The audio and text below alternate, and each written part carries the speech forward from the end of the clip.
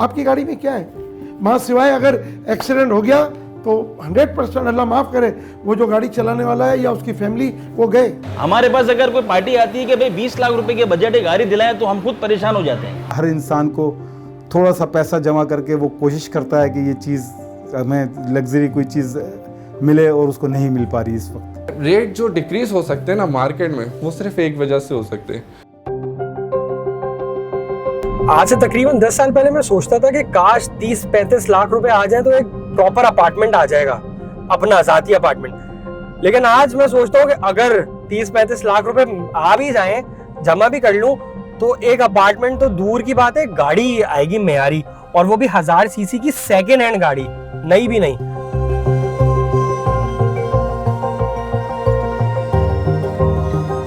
अगर स्पेसिफिकली गाड़ियों की ही बात की जाए तो मौजूदा हुकूमत ने बढ़ती हुई गाड़ियों की कीमतें देखकर 31 मार्च 2023 को रेगुलेटरी ड्यूटी बिल्कुल खत्म कर दी, मतलब 100% रेगुलेटरी ड्यूटी का खात्मा। लोग ये समझ रहे थे कि शायद गाड़ियों की कीमतें कम हो जाएंगी, लेकिन 2 महीने होने को आए, गाड़ियों की कीमतें कम होने का बिल्कुल नामो निशान भी नहीं है। तो बेसिकली ये रेगुलेटरी ड्यूटी है क्या, इसके कम करने से क्या फायदा हुआ है और इसका अमल दरामद किस तरीके से हो पाया है या नहीं हो पाया, आइए जानने की कोशिश करते हैं।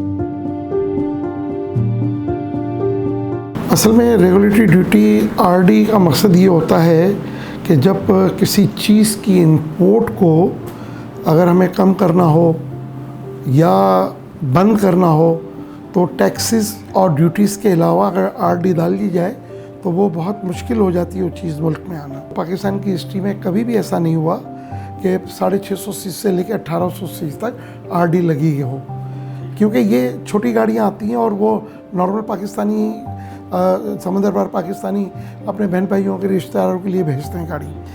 और ये लग्जरी एक तो लफ्ज़ है ना, कि लग्जरी के ऊपर डलती है आरडी, तो ये लग्जरी नहीं, आज गाड़ी जो है वो नेसेसरी है। वाहिद यूज़ कार जो है वो गाड़ी के साथ साथ डॉलर ड्यूटी भी बाहर से लाती है। समंदर पार पाकिस्तानी गाड़ी भी भेजता है, डॉलर ड्यूटी भी भेजता है। देखें, इसका फ़ायदा तो हो गया। क्या फ़ायदा हुआ कि जी उस पर से रेगुलेटरी ड्यूटी हटा दी गई। अगर आज रेगुलेटरी ड्यूटी लगी भी हो और आज के हालात में अगर ये तमाम चीज़ों को देखा जाए तो एक छोटी गाड़ी 650 सीसी की गाड़ी वो कम से कम भी जो होगी वो 40-42 लाख के करीब होगी। अब आरडी हटने से ये 30-31-32 लाख पे आ गई। आप समंदर पार पाकिस्तानी आपको अरबों डॉलर सालाना बेचता है, उसको आप दे के आ रहे हैं माँ सिवाय इस गाड़ी की। और उसमें भी वाहिद ये ट्रेड है या ये वाहिद स्कीम है कि जिसके अंदर आप डॉलर ड्यूटी लेते हैं। आपके मुल्क में 18,000 आइटम इंपोर्ट होते हैं और उसकी ड्यूटी पाकिस्तानी रुपीस में भरी जाती है। कम कुव्वत ख़रीद और बढ़ती हुई महंगाई की वजह से शोरूम मालिकान और डीलर्स का कहना है कि बेशतर औकात शोरूम्स पूरा दिन वीरान रहते हैं। इस वक्त एक आम आदमी जो है वो 12-15 लाख रुपए भी जमा करके गाड़ी नहीं ले पाता है। हमारे पास अगर कोई पार्टी आती है कि भाई 20 लाख रुपए के बजट है गाड़ी दिलाएं तो हम खुद परेशान हो जाते हैं। तो ये बहुत मुश्किल काम हो गया है।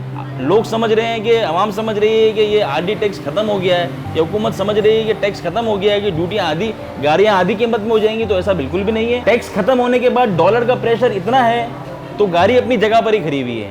आज भी मार्केट में सन्नाटा है, कोई परचेजिंग नहीं है, कोई पावर नहीं है हमारे पास। हर इंसान को थोड़ा सा पैसा जमा करके वो कोशिश करता है कि ये चीज़ हमें लग्जरी कोई चीज़ मिले और उसको नहीं मिल पा रही इस वक्त। रेट जो डिक्रीज हो सकते हैं ना मार्केट में, वो सिर्फ एक वजह से हो सकते हैं कि हमारे यहाँ जो बिग 3 हैं, जो बहुत ज़्यादा चलती है, अगर वो अपने इनवॉइस रेट कम कर दें तो कुछ भी हम जैसे डीलर्स हैं, शोरूम वाले हैं, जो भी कस्टमर जो गाड़ियाँ अपनी सेल बाय परचेज सेल करते हैं, वो ऑटोमेटिकली डिक्रीज हो जाएंगे अगर बिग 3 अपने इनवॉइस रेट कम कर दें। अदरवाइज कोई फ़र्क नहीं पड़ेगा। आज अगर हम मैन्युफैक्चरर होते तो अपने मुल्क की ज़रूरत के अलावा हम दुनिया को गाड़ियाँ एक्सपोर्ट करके डॉलर 2-2 हाथों से लेके आ रहे होते। आज हमारे मुल्क की ये कंडीशन नहीं होती। आपको पता है दुनिया के बड़े बड़े ममालिकों में ये जो ऑटोमोबाइल इंडस्ट्री होती है ना, ये एक बहुत बड़ा किरदार अदा कर रही होती है। हमारे मुल्क की आप इंडस्ट्री कहते हैं, मैं लोकल असेंबलर कहता हूँ, ये तो हमारा खून भी पी रही है और गोश्त भी खा रही है। हमको पता है कि इस गाड़ी की इतनी ड्यूटी है, हम एवरेज लगाते हैं कि 15 लाख रुपए की कॉस्ट पड़ेगी गाड़ी आने के बाद बदलती है और 18 लाख रुपए की पड़ रही है। तो ये हमारी जो है नफ़ा वो बिल्कुल ख़त्म हो जाता है इसमें। तो हम रिक्वेस्ट करेंगे गवर्नमेंट पाकिस्तान से कि ड्यूटी डॉलर से ख़त्म करके हमारी अपनी ऑन करेंसी पे ड्यूटी लगाएं।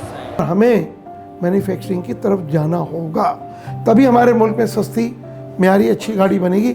अदरवाइज ये मुल्क में गाड़ी की बुकिंग करते हैं, स्टेट बैंक से, गवर्नमेंट ऑफ पाकिस्तान से डॉलर लेते हैं और डॉलर की शक्ल मतलब जाती है आपकी एलसी की शक्ल में, वो डॉलर चला जाता है। जो प्रॉफिट ये कमाते हैं वो भी डॉलर की शक्ल में ले जाते हैं वापस। डीलर्स का कहना है कि जहां एक तरफ पाकिस्तान में असेंबल होने वाली गाड़ियों की कीमतें आसमान से बात कर रही हैं, वहीं जापान से इंपोर्ट होने वाली गाड़ियों के मुकाबले में उनका मयार भी खासा नाकिस है। जो इंडियन गाड़ी है, मैं तारीफ़ नहीं कर रहा, लेकिन मेरी मजबूरी है मैं बताऊं लोगों को या हुकूमत के करते धरतों को कि आप क्या कर रहे हैं। उसमें एयरबैग मौजूद है, उसमें दुनिया का इंटरनेशनल रोड सेफ्टी स्टैंडर्ड मौजूद है। आपकी गाड़ी में क्या है? वहाँ सिवाय अगर एक्सीडेंट हो गया तो 100% अल्लाह माफ़ करे वो जो गाड़ी चलाने वाला है या उसकी फैमिली वो गए।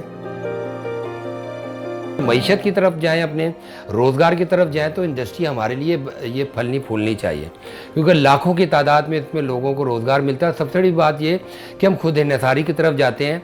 अब एक मैन्युफैक्चरर है, वो उन्होंने दावा किया कि 75% जो गाड़ियाँ हैं वो कराची पाकिस्तान में मैन्युफैक्चरर होती हैं, उनका सामान सारा पाकिस्तान में ही तैयार होता है। 25% ऐसा है जो ज़्यादा थोड़ा एडवांस टेक्नोलॉजी वाला है, इंजन वगैरह वो हम बाहर से इंपोर्ट करते हैं, और बाकी हम गाड़ी सारी यहीं बना रहे हैं, सारे लोकल मैन्युफैक्चरर बना रहे हैं। लोकल मैन्युफैक्चरर से भी बात हुई, जो उनके वेंडर हैं उन्होंने भी कहा कि हम इनको माल बना के दे रहे हैं, मुख्तलिफ जो गाड़ियाँ बनाने वाले हैं अच्छी खासी तादाद में उनको अच्छी मिकदार में सामान देते हैं। हमारे पास रोज़गार है और बहुत सारी इनसे मुंसलिक इंडस्ट्री खुली है। हमारी प्लास्टिक की इंडस्ट्री है, हमारी आयरन की इंडस्ट्री है और दीगर जो इंडस्ट्री है, बहुत सारी गाड़ियों की सीट भी हैं, अच्छी बनती हैं, पायदार बनती हैं, लेकिन और भी स्टैंडर्ड उनका बेहतर करने की ज़रूरत है। All Pakistan motor dealers association के चेयरमैन हाजी मोहम्मद शहजाद ने इम्पोर्टेंट गाड़ियों की कीमतों में कमी और कारोबार में तेज़ी लाने के लिए एक तजवीज़ पेश की है। हुकूमत कुछ ना करे, सिर्फ गाड़ियों की लिमिट बढ़ा दे, एज लिमिट उसकी बढ़ा दे। जो 3 साल है उसको 7 साल कर दे, जो 5 साल है उसको भी 7 साल कर दे। मैं दावे से कहता हूँ कि हुकूमत को डॉलर की शक्ल में इतना बड़ा रेवेन्यू आएगा, आपको मुल्क चलाने के लिए डॉलर चाहिए, तो ये समंदर पार पाकिस्तानी आपको देने के लिए तैयार है। वो क्या कह रहे हैं आपको कि आप सिर्फ एज लिमिट बढ़ा दें, उससे क्या होगा फ़ायदा? आवाम को सस्ती म्यारी गाड़ी मिलेगी, हुकूमत को डॉलर मिलेगा। ये जो लोकल असेंबलर माफिया जिसके मुंह खून लग चुका है, उससे आपको यहाँ तक का फ़ायदा हो जाएगा कि एक तो कीमत अब बढ़ाएगा नहीं, ठीक है, फिर वो कोशिश करेगा कि अपनी कीमतें कम करें, क्योंकि इंपोर्टेड गाड़ी अगर सस्ती होगी तो इनकी गाड़ी कौन खरीदेगा? कोई नहीं खरीदेगा। तो यहाँ एक सेहतमंद कंपटीशन मिल जाएगा आपका। देखो ना, एक मैदान में एक पहलवान खड़ा है और वो कह रहा है कि आप आ जाएं, मैं मारूंगा आपको पकड़ के। तो हम हुकूमत से कह रहे हैं कि भाई हमें आप मैदान में कूदने की इजाज़त दें, लेकिन हमारे हाथ ना बांधें, आप हमारे हाथ खोल दें। और ये जो एज लिमिट 5 साल है ना, 7 साल कर दें। जो एज लिमिट 3 साल है उसको 7 साल कर दें। फिर आप देखें कि अखाड़े में मुकाबला कैसे होता है। 7 साल पुरानी गाड़ी जापान में बहुत सस्ती है। मिसाल दे देता हूँ कि अगर 3 साल पुरानी गाड़ी $5,000 की है तो 7 साल पुरानी गाड़ी $2,500 की। तो एक बहुत बड़ा फ़र्क बचेगा, लेकिन आपको डॉलर ड्यूटी में फ़र्क नहीं पड़ेगा, आपको ड्यूटी वही मिलेगी जो आपको मिलती है।